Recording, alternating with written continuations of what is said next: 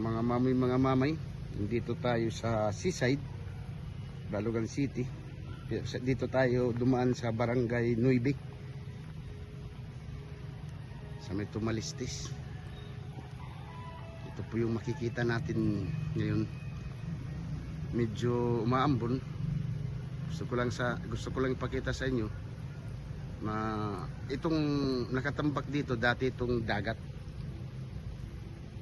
Nung naalala ko pa ito nung bata pa ako. Dito kami, pag nandiyan kami sa beach sa may Ginsurungan, beach kasi yan dati. Pauwi na kami sa Barangay Umbahan, malapit lang naman. Siyempre mga bata pa, gusto ng adventure, kaya sa gilid lang kami dito lang kami dumadaan sa mga gilid pag hindi malakas ang alon.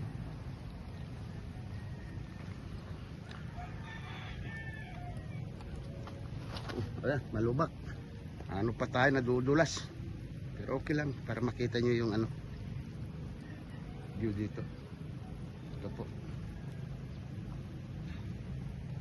itong nakikita natin mga nadadaanan ito ng mga truck para magtambak. Mayroon ng mga damo. Ang ganda dito pag tapos na ito. Yan o.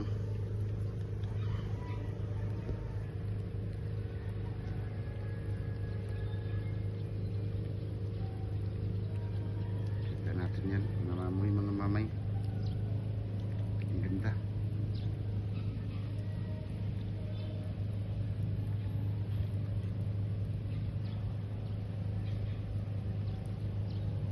Pero pag masama ang panahon, di natin makikita yung mga isla na yan. Puro yan, ambon. Di natin makikita pag masamang panahon. Tulad ng nangyari sa nakaraang ilang araw na ulan, di natin talaga yan makikita. Mga damo na. Ang luwag nito, mga mamay pag tapos na to. Dati itong dagat, tinutungtungan ko. Itong tinambak dati to. Dagat to. Iba na talaga ngayong panahon. Magiging maganda ng Katbalogan pag natapos to project na to.